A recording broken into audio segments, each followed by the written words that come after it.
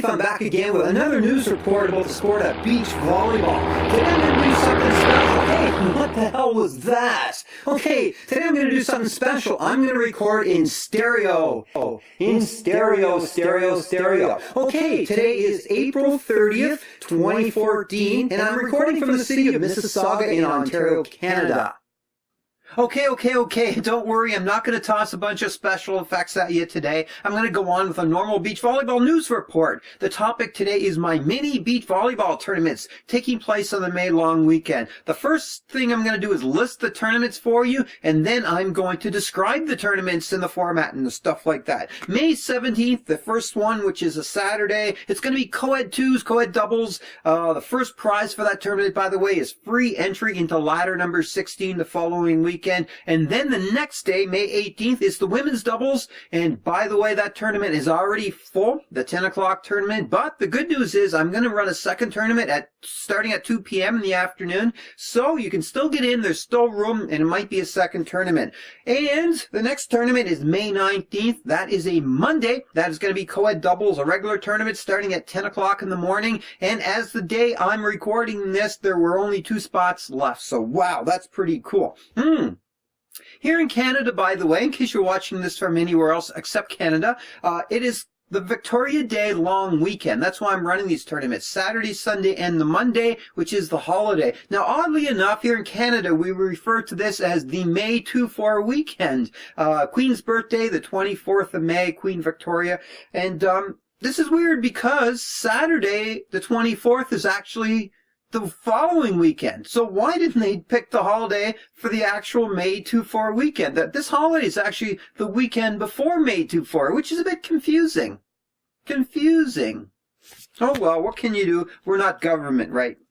Okay, here is the basic information for the tournaments. This is the format and how I run these mini tournaments. Okay, first of all, it's only $10 to get in. That's per team, $5 per player. Now, I only take 8 teams. 8 teams is the maximum we can take playing on 2 courts. Actually, 8 teams is probably the minimum too, but anyway, and you play everyone once. It's a round robin format. You play everyone once. It's very fair, and we start the tournament with a random draw to determine who plays who, when, on what court. So it's totally fair. You play everyone. It's very even and equal. Like I said, we use 2 courts. It's 8x8 boundary lines, which is the standard for doubles. That's the court size, 8x8. Now, the top 4 teams make the playoffs, which means, of course, the bottom 4 teams get eliminated after the round robin. The playoffs are all best 2 out of 3, and of course, the round robin are just single games.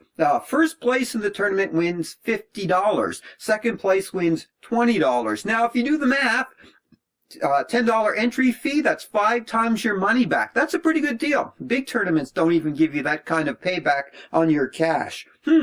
Now, time-wise, the tournament takes about 2.5 hours to finish the round robin, 2 to 2.5, and then the entire tournament only takes between 3 and 4 hours to complete. That's why it's a short mini tournament and all that. Now, one of the perks, the big perks of this tournament is I take a lot of action pictures, which I post on Facebook afterwards, and shoot video. So you get video highlights, you get pictures, and you know, a lot of big tournaments don't even provide this, and here I'm doing it for these little mini tournaments. So that's pretty cool. And something new for 2014, I plan on doing ranking points. Now, this year after the tournament, depending on how you finish, you're going to get ranking points. And, what will I use that for? Well, I'm not sure yet, but if there's a championship at the end, this will help.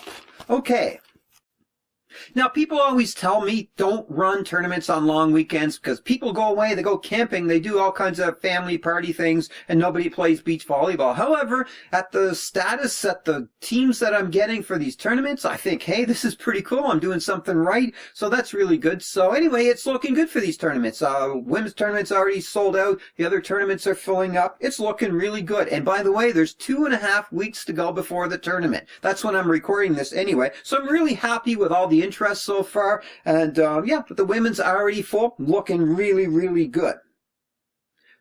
Now, these are pretty much the very first tournaments of the season. Let's face it, here in Southern Ontario, we had a long winter, a very long winter. And by the way, it's still cold now. It is cold out there. It is barely double digits, and you got to be wearing jackets and pants to be outside. So beach volleyball weather is not quite here yet. So hopefully in 2 weeks we'll hit, 20 degrees. It'll be nice, and we'll get to play some beach volleyball. And these mini tournaments are great because they're not very long. That means, your first tournament out, you don't have to go out and burn yourself out being there at 8 in the morning till 7 at night. You get to play for a few hours, get a lot of ball touches in, you get some practice, but then you go home not really tired, but at least you got that experience in. You jumped ahead of all the other beach volleyball players out there who aren't going to get those tournaments in. So this is pretty much kind of the first couple of competitive type tournaments of the whole season here in Southern Ontario, and you get to play in them, and they're not that long, and they're only $5 a player. How can you go wrong with that? That's for sure.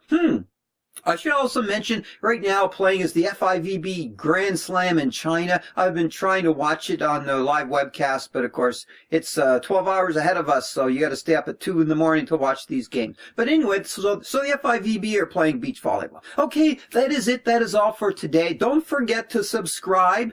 You can do that on YouTube and on Twitter, and you can follow me on Facebook. And every time I have beach volleyball news about tournaments and stuff, you get to hear about it. If you subscribe, you get to hear about it instantly. You don't have to wait for me to post stuff. It just gets emailed to you or notified to you on all the different social media. Okay, like I said, that's it, that's all. And I'll be back soon with another report about the sport of beach volleyball here in Southern Ontario. Thanks for watching. Bye for now.